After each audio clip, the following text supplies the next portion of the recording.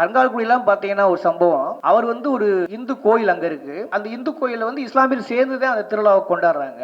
ஆனா அந்த இந்து கோயில அவங்களுக்கும் பரிவட்டம் இருக்கு, முஸ்லிம்களுக்கும் பரிவட்டம் இருக்கு. அந்த இந்து சாமியார் அந்த கோயிலுக்குள்ள முத அந்த உள்ள உறவுக்கு ரத்த உறவுக்கெல்லாம் குறி சொல்லிட்டு, அதாவது நல்ல வார்த்தையில சொல்லிட்டு வெளியில வந்த உடனே எங்க அண்ணன் பிள்ளை எங்கப்பான்னு கேக்குறாங்க. யாராவது இவங்க அண்ணன் பிள்ளை எங்கப்பான்னு பார்த்தா அது இஸ்லாமிய மக்களா இருக்காங்க. ஒருத்தர் சொல்றாரு சாதாரண சிக்கந்தர்னு பையனு பேர் வச்சிருக்காரு. அந்த பையன்கிட்ட கேட்கிறேன், இல்ல நான் இந்து தான், ஆனா சிக்கந்தர் தான் எங்க அம்மா வேண்டிக்கிட்டாங்க, அதனால எப்படி அவர் பேர் நான் வைக்காம இருக்க முடியும் அப்படின்னு கேட்கறாங்க. அதே மாதிரி அந்த காளியம்மா புதுசா என்ன சொன்னாங்கன்னா, அவங்க சொல்லும்போது இப்ப நினைச்சா கூட மெய்சில் இருக்கிறது, அப்படியான ஒரு வார்த்தை சொன்னாங்க. நாங்க நினைச்சதெல்லாம் சிக்கந்தர் செஞ்சு கொடுக்குறாருல்ல, அவர் எங்களுக்கு ஒரு குலதெய்வமாக வந்துட்டாரு, அவருக்கு பிறகுதான் அவர் காளியாத்தா மாரியாத்தா அப்புறம் எல்லாமே அப்படின்னு அவங்க அந்த மதுரை லாங்குவேஜ் சொல்ற விதம் இருக்கு பாத்தீங்களா. மக்கள் அவள் இயல்பாக எந்த ஒரு பிணக்கும் இல்லாமல் மிக தெளிவாக எந்த ஒரு பிரச்சனையும் இல்லாமல் இருக்கிறார்கள். ஆனா இல்லாத ஒரு பிரச்சனையை மீண்டும் மீண்டும் மீண்டும் மீண்டும் ஒரு உருவாக்க ஆரம்பித்திருக்காரு. கூட நிற்கிற டிஜிட்டல் ஊழியர் சங்கம் அண்ணன் நக்கீரன் போன்றவர்கள் எங்களுக்கு கூட இருக்கும் பொழுது நிச்சயமாக இந்த இடத்தில் சொல்கிறேன், பார்ட் 2 உருவாக்குவோம். திருப்பம் போன்ற பிரச்சனை உழப்போறது கிடையாது. நேரம் கருதி சுருக்கமாக முடிக்கலாம்னு பார்க்குறேன். பெரிய ஆளுமைகள்லாம் பேசியிருக்காங்க. இந்த படம் ஆரம்பித்த விதமே என்னன்னா, நாங்கள் அங்கே உள்ள பிரச்சனையை மட்டும் பேசுவோம், அதுவும் அரசியலாக பேசுவோம், அப்படித்தான் அந்த படத்தை ஆரம்பித்தோம். ஆனால் அந்த படத்துக்குள்ளே போக போக குறிப்பாக இந்துத்துவ அமைப்புகள் அவங்க எழுப்பக்கூடிய கேள்விகளை பார்க்க ஒருவேளை இதெல்லாம் உண்மைதானோ, உண்மையிலே இந்துக்கள் பாதிக்கப்படுறாங்களோ அப்படிங்கிற ஒரு கேள்வியோட இதை துவங்கணும். அப்புறம் இயல்பாகவே சித்திரை திருவிழா கேள்விப்பட்டிருப்பீங்க, அது நல்ல பிரபலமாக நடக்கும். அப்போ இந்த சூஸ் போட்டு கொடுக்குறது எல்லாமே முஸ்லீம் பண்ணுவாங்க.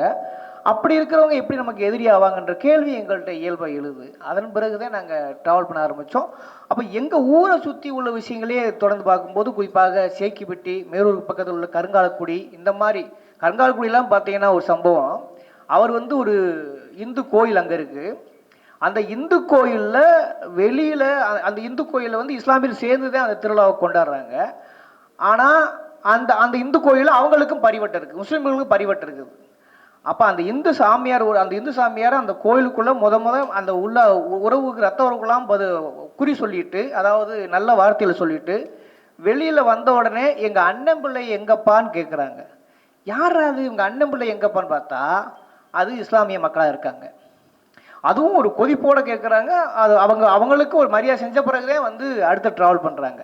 இப்படி ஒவ்வொரு ஊர்லையும் கிட்டத்தட்ட ஒரு 15-20 ஊர்கள் எடுத்திருக்கோம். கிட்டத்தட்ட அது 1000 ஜிபி எடுத்திருக்கிறோம். 32 மணி நேரம் எடுத்திருக்கோம். அதை 1.25 மணி நேரமாக குறைச்சிருக்கோம். அதற்கு ரொம்பவும் பேருதவியாக ஒரு அனுபவசாலியாக இருந்தது இந்த படத்தோட எடிட்டர். அவர் தான் இந்த படத்தை ஒரு மிக முக்கியமாக நல்லபடியாக கொண்டு வந்தால் அவரோட பங்கு மறுக்கவே முடியாது. ஏன்னா எங்களுக்கு ஒரு இன்டர்வியூ எடுப்போம். ஆமாம், காமாட்சி ராமன் அவர் ஆக்சுவலாக இந்த படம் வாச்சாத்தி வந்துச்சு இல்லையா, வாச்சாத்தி அந்த படத்தில் அவர் தான் முக்கியமான எடிட்டிங் பங்கு. அதுதான் அவர் தான் இந்த படத்தை எடிட் பண்ணவர். இப்படி சரி, இதை நமக்கு ஒரு ஐடியாலஜி இருக்குது, எழுதக்கூடிய நமக்கு ஒரு ஐடியாலஜி இருக்குது, அதனால் நம்ம இஷ்டத்துக்கு எடுக்கலாங்கிறது ஒரு வகையான பாணி தான். ஆனால் நம்ம என்ன நினச்சோம்னா, குறைஞ்சபட்சம் இது ஒரு சாட்சி மனநிலையில் பதிவு பண்ணுவோம் அப்படிங்கிற அடிப்படையில் இந்துத்துவ அமைப்புகள் என்னெல்லாம் கேள்வியில் முன்வைக்கிறாங்களோ அவங்ககிட்ட அனுமதி கேட்டால் உண்மையிலேயே அவங்க ஒத்துக்கிட்டதுக்கு நன்றி. குறிப்பாக சோலைக்கண்ணன், இந்து மக்கள் கட்சியோடைய மிக முக்கியமான மதுரை மண்டல பொறுப்பாளர், அவர் அங்கே கேட்ட உடனே அந்த பேட்டிக்கு ஒத்துக்கிட்டார். அவர் என்னெல்லாம் கேள்வி எழுப்புகிறாரோ அந்த கேள்விகளை நாங்கள் பதில் சொல்லாமல் மக்களே பதில் சொல்கிறாங்க. அப்போ இதில் குறிப்பாக ராமசீனிவாசனும் பதிவு பண்ணுறார். குறிப்பாக வழக்கறிஞர்கள், நீதிமன்றத்தில் என்ன நடக்குதுங்கிறது ரொம்ப ரொம்ப முக்கியமானது. அதில் வலதுசாரி வழக்கறிஞர்கள், பிஜேபியுடைய ஆதரிக்க வழக்கறிஞர்களோட கேள்விகள் பூரா அதில் இருக்குது, பதிலும் இருக்குது. வழக்கறிஞர் வாஞ்சிநாதனுடைய பதிலும் இருக்கிறது, முன்னாள் நீதிபதி ஹரிபரதாமனோட பதிலும் இருக்கிறது. அப்போ ஒரு பண்பாட்டு ரீதியாகவும் பதில் இருக்கிறது, நீதித்துறை சார்ந்த ரீதியாகவும் பதில் இருக்கிறது, எதிரெதிர் துருவங்களாக கட்டமைக்கப்படுகிற எல்லா ஆளுமைகளுடைய பதிலும் இருக்கிறது. அப்படி இருந்தும் கூட இந்த இந்துத்துவ அமைப்புகள் முதல்ல தொடாமே இருந்தாங்க. ஆனால் அந்த படத்தை ஸ்க்ரீன் பண்ணி போது கண்டுக்காமே இருந்தாங்க உண்மையை சொல்லணும்னாக்க. அப்போ வெறும் 60,000 வியூஸ் தான் போயிருந்துச்சு. புதுக்கோட்டையில் ஸ்க்ரீன் பண்ண ஆரம்பித்த உடனே அது 1,00,000 வியூஸாக மாறிடுச்சு. அப்போ இந்த படத்தை கொண்டு போய் சேர்க்கக்கூடிய ஒரு நம்ம தோழர் சொல்ல மாதிரி தான் கொள்கை பிறப்பு செயலராக மாறுவது யாருன்னா இந்துத்துவ அமைப்புல தான் மாறுறாங்க. ஒரு கட்டத்துக்கு மேலே அப்புறம் படத்தை எப்படியும், ஏன்னா நம்ம என்னதான் யூடியூப்ல பார்த்தாலும் கூட அதை ஸ்க்ரீன் பண்ணி அது ஒரு கலந்துரையாடல போகும்போதே மக்களுக்கு இன்னும் விரிவடைகிறதுக்கான வாய்ப்பு இருக்குது. அது ஒரு பேசும் பொருளாக மாதிரி இருக்குது. படத்தை என்ன நோக்கத்துக்கு எடுத்தோமோ அது அதோட வேலையை செய்ய ஆரம்பிக்கணும் நம்பிக்கையில் தான் செஞ்சோம். இது தொடர்ந்து எல்லா பக்கம் பேசும்போது மாதிரி இருக்கிறது. இப்போ 2 லட்சம் வியூஸை தாண்டி போயிட்டு இருக்குது. அதற்கும் காரணம் பிஜேபிக்காரங்க. பிஜேபிக்காரங்கன்ற தாண்டி இந்துத்துவ அமைப்புகள் தான். இந்துத்துவ அமைப்புகள் அவங்களும் பேசியிருக்காங்க. ஆனாலும் அவங்க என்ன சொல்கிறாங்கன்னா, இந்த படம் பெரிய பதட்டத்தை ஏற்படுத்தும், பெரிய கலவரத்தை ஏற்படுத்தும்ன்றாங்க. கலவரத்தை ஏற்படுத்தக்கூடாது என்று பேசக்கூடிய ஒரு படத்தை கலவரம் ஏற்படுத்தும் சொல்றது ரொம்ப விந்தையா இருக்குது. தொடர்ந்து எங்களுக்கு ஒரு மனச்சலிப்பு, ஒரே ஒரு படத்தை எடுத்துட்டு ஊரா சுத்திக்கிட்டு இருக்கிற மாதிரி நமக்கே ஒரு மனச்சலிப்பு இருக்க ஆகிப்போச்சு. ஆனாலும் கூட என் கூட நிற்கிற டிஜிட்டல் ஊழியர் சங்கம் அண்ணன் நக்கீரன் போன்றவர்கள் எங்களுக்கு கூட இருக்கும் பொழுது நிச்சயமாக இந்த இடத்தில் சொல்கிறேன், பார்ட் 2வும் உருவாக்குவோம். திருப்பம் போன்ற பிரச்சனை விழப்போறது கிடையாது. அதில் எவ்வளோ பொருட்செலவாக விடப்போறது கிடையாது.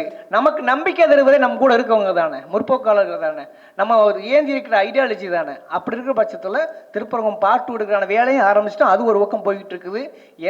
என்ன ஒரு நமக்கு ஒரு சங்கடம், தலைநகரிலேயே சென்னையிலே ஒரு முறை வந்து எப்படியாவது ஸ்க்ரீன் பண்ணிட்டோம் சொன்னால் அதை காட்டி தமிழ்நாடு முழுவதும் கொண்டு போயிடலாங்கிற ஒரு பெரிய ஆதங்கமும் எண்ணமும் இருக்கிறது. ஆனால் அது இந்த நிமிடம் வரை நடந்தேறவில்லைங்கிற வருத்தமும் இருக்கிறது. ஏன்னா கடந்த ஆட்சி காலத்தில் 2-3 இடம் ஸ்க்ரீன் பண்ணிட்டோம். ஆனால் இப்போ வந்து அது இந்த நிமிடம் வரை நடக்கலைங்கிற ஒரு வருத்தத்தையும் நான் பதிவு செய்கிறேன். ஏன்னா திரையிட போவது எங்கன்னா, சென்னை ஒரு முறை திரையிட்டாச்சுன்னா மதுரையில் கண்டிப்பாக திரையிட்டே ஆக வேண்டும் என்கிற ஒரு எண்ணம் இருக்கிறது. ஆனால் மதுரையில் திரையிட்டு விடவே கூடாது என்பதில் குறிப்பாக இந்துத்துவவாதிகள் ரொம்ப தெளிவாகவும் தீவிரமாகவும் இருக்கிறார்கள். அப்போ இந்த படத்துக்கான எதிர்பார்ப்பும் கூடிக்கொண்டே இருக்கிறது. இன்னும் 3 மாதம் இருக்குது. கார்த்திகை தீபம் விஷயம் வந்துடும். அப்புறம் நீதிபதிகளை என்னென்ன தீர்ப்பு போடுவாங்கன்னு உங்களுக்கே சொல்லி தெரிய வேண்டியதில்லை. அவர்களுடைய நீதிபதிகள் அவர்களுடைய தீர்ப்பின்படியே வச்சு அவங்க பதில் சொல்கிறோம், அவ்வளோதான். எது ஒன்றுமே ஆவணம் இல்லாமல் இந்த ஆவணப்படமே இல்லை. அப்படி இருக்கிற பட்சத்தில் திரும்ப திரும்ப திரும்ப இந்த படத்தை ஒரு தொந்தரவாக ஏதோ ஒரு வழியில் அதை தீர்த்து போக செய்ய வேண்டும் என்பதில் ரொம்ப முனைப்பாக இருக்கிறாங்க. ஆனால் அதெல்லாம் வந்து உடச்செறிஞ்சிட்டு நம்ம ஒரு இடத்துக்கு இந்த படத்தை கொண்டு போய் சேர்க்கணும் அப்படின்னு நான் ரொம்ப விரும்புகிறேன்.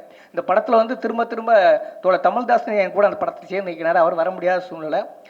இந்த படம் திரும்ப திரும்ப ஒரே ஒன்றை தான் சொல்கிறது, மக்கள் எந்த ஒரு பிரச்சார நடியும் இல்லாமல் அல்லது கடவுள் பற்றின ஒரு எந்த பிரங்கையும் இல்லாமல், கடவுள் என்றால் அவளுக்கு அல்லாவும் கடவுள் தான், சிவனும் கடவுள் தான், எல்லாமே கடவுள் தான் அப்படிங்கிற மனநிலையில் தெளிவாக இருக்காங்க. ஒருத்தர் சொல்கிறாரு, சாதாரண சிக்கந்தருக்கு நான் வந்து பிள்ளைக்கு வந்து நான் பேர் வச்சேன், அதாவது சிக்கந்தர்னு இந்து மக்கள்கிட்ட ஒரு பையனுக்கு பேர் வச்சுருக்காரு. அந்த பையன்கிட்ட கேட்குறேன், இல்லை நான் வந்து இந்து தான், ஆனால் சிக்கந்தர்கிட்ட தான் எங்கள் அம்மா வேண்டிக்கிட்டாங்க, அதனால் எப்படி அவர் பேர் நான் வைக்காமல் இருக்க முடியும் அப்படின்னு கேட்குறாங்க. அதே மாதிரி அந்த காளியம்மா புதுசாக என்ன சொன்னாங்கன்னா, அவங்க சொல்லும்போது இப்போ நினச்சா கூட மெய்சில் இருக்கிறது. அப்படியான ஒரு வார்த்தை சொன்னாங்க, நாங்கள் நினச்சதெல்லாம் சிக்கந்தர் செஞ்சு கொடுக்குறாருல்ல, அவர் எங்களுக்கு ஒரு குலதெய்வமாக வந்துட்டார், அவருக்கு பிறகுதான் அவர் காளியாத்தா மாரியாத்தா அப்புறம் எல்லாமே அப்படின்னு அவங்க அந்த மதுரை லாங்குவேஜை சொல்கிற விதம் இருக்கு பார்த்தீங்களா. மக்கள் அவள் இயல்பாக எந்த ஒரு பிணக்கும் இல்லாமல் மிக தெளிவாக எந்த ஒரு பிரச்சனையும் இல்லாமல் இருக்கிறார்கள். ஆனால் இல்லாத ஒரு பிரச்சனையை மீண்டும் மீண்டும் மீண்டும் மீண்டும் ஒரு உருவாக்க ஆரம்பிச்சிருக்காரு. இப்போ பார்த்தீங்கன்னா லீகலாக போய் தொல்லியல் துறை வந்து அதை கையில் எடுக்கிறதுக்கான சூழலை கொண்டு போயிட்டு இருக்காங்க, அழகைக்க ஆரம்பிச்சிட்டாங்க. ஆனால் இந்த நிமிடம் வரை பார்த்தீங்கன்னா ஒரு வீடு சொந்த வீடு இருக்கு சொன்னால் அந்த வீட்டு கரண்ட் இழுக்கிறது ரொம்ப இயல்பான ஒரு விஷயம் தானே. ஆனால் இந்த நிமிடம் தர்காவுக்கு கரண்ட் இழுக்கிறதுக்கு அனுமதி கிடையாது. இந்த நிமிடம் வரை கிடையாது. கடந்த ஆட்சியிலும் கிடையாது, இந்த ஆட்சியிலும் கிடையாது. இன்னும் சரியாக சொல்ல வேண்டுமானால் திமுக சார்ந்த விமர்சனங்களும் அந்த படத்தில் இருக்கிறது. ஆனால் இவங்க ஒரே முத்திரை, இவங்க பூரா திமுக காரங்க, இவங்க இப்போ கடவுள்னு சொல்லுவீங்க, படத்தை எடுக்க வேண்டிய அவசியம் பண்ணா இந்து, நான் அடிப்படை நான் பிறப்பல இந்து, என்னோட பேரே தவந்தேன். ஆனால் இவங்கெல்லாம் கடவுள்னு சொல்லுவீங்க, ஈஸியாக முத்திரை ஊத்துறாங்க.